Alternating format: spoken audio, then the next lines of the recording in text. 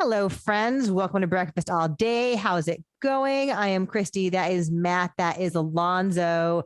As we continue our catch up this week with some movies that came out while we were away, Alonso and Matt are going to talk about one that they absolutely loved called Swan Song. Who will describe it? Matt? I will, yes. Cool. Please seek out this movie and watch it. This movie is terrific. It is the probably the major starring performance you might have ever seen by Udo Kier.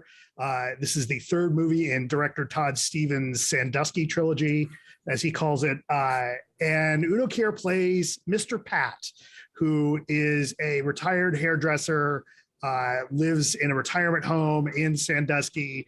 There is a death if somebody in town, and as part of the last will and testament, there is a request that Mr. Pat do the hair for this person. It turns out to be a former client he hadn't talked to in years. They had had a falling out.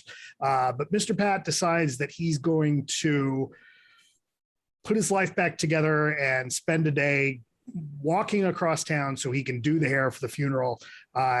Udo Kier is so good in this. You know, we've seen Udo Kier in a million things, right? The guy's been acting for 50 years. And if you read any of the interviews, he gets real defensive that people will be like, oh, this is a brilliant starring performance. Cause he's like, I've been acting for decades. I got to interview him for this. He's a hoot to interview. Oh, cool. But this movie is sweet. And you see a depth to Kier that I think you don't often get to see when he appears in movies like, what was that one? Not Iron Sky, the Nazis on the moon. Oh, right. No, yeah. Udo Kier has like worked with, Fassbinder and Paul Morrissey and Gus Van Sant, but he's also taken some gigs, Right. It's like Michael Caine, like, oh, you got a script? I'll do it. Sure. Go ahead. No, yeah, this movie's great. It's a terrific Udo Kier performance. Also a really great Jennifer Coolidge performance. Everybody has been reminded this summer by White Lotus how great she is. And she's terrific in this, playing a role that is not necessarily what you would think of as a Jennifer Coolidge role. This is a much kind of, there's a lot of anger to this performance. It's a very kind of cold customer. And she's just, riveting. I was so excited to see her in this film, and I thought she was so great. But yeah, this movie is so terrific on a lot of levels.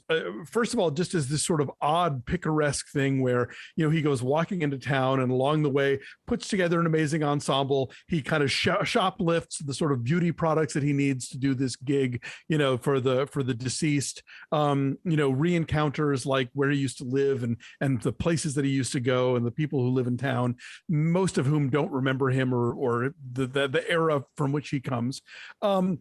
But it's also a movie about a topic we don't really get into a lot, which is sort of the generation of gay men who survived the worst of the AIDS crisis, the ones who saw their partners and their friends and everybody they know drop dead. Like you hear stories from people. I have, mentors of that age talk about, oh yeah, my entire address book, everybody died, and it's a bummer topic, and we don't deal with it in movies. And this film, while never not being joyous and life affirming, really kind of touches upon what that was like and what it's like to come out the other end of it.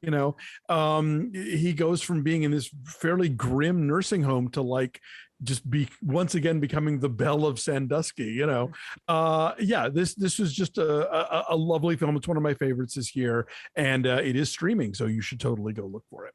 Yeah, one of the things I really like about Todd Stevens' direction in this is there's hints at the depth of Mr. Pat early on. Like there's a scene where he starts working on another patient in the home's hair, that is so tactile in the way he shoots close up of Kier working this woman's hair, and it's almost erotic. It's so sensual.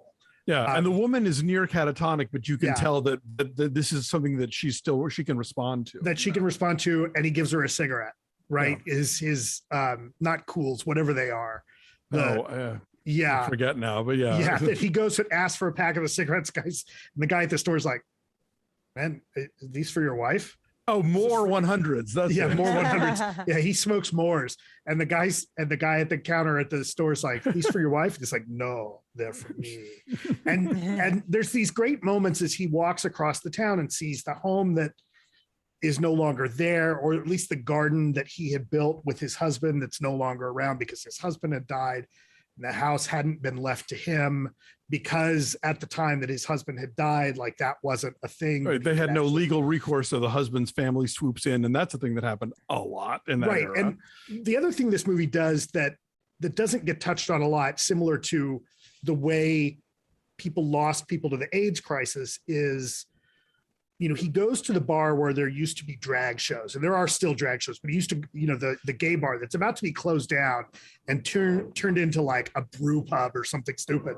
And there's a discussion that he has with an old friend about how the kids don't know what it used to be like. And, you know, there's not the safe spaces, but do they even need the safe spaces because it's such a different world? And yes, obviously there are still the safe spaces that needed, but there is an acknowledgement that there's not a need to be as closeted as back in Mr. Pat's heyday. It's the thing that happens every generation, which is you fight so that the people who come after you have it better than you did. And then when the people after you have better than you did, you resent them for not appreciating all the effort you put into making sure that would happen. And that cycle goes on forever. Yeah, this is a terrific movie. There's, you know, you get a sense of you get to actually see why Mr. Pat is so good at what he does, which is a treat, because they talk about how he's the best. And so when you actually get to see that, that's great. Yeah. Movies about people who are good at their jobs. Right. Even when, you know, he's talking to the younger drag queen, and that scene where he's helping that younger drag queen get all gussied up is so much fun. This movie's terrific. And boy, do they stick the landing on this. The ending had me, this is one of those movies that had me near tears at the end, and then immediately 180 degrees laughing in like affection. And I loved this movie. It's so good. Please see it, Christy, and everybody else. I will, sweetie. When my child goes back to school, when I'm not having to help him with 6th grade math, I promise you I will. So thank you for recommending it so highly. What's your number? Nick might actually like this. You think so? Okay. Watch it as a family. Why okay. Yeah. What is your number, Matt?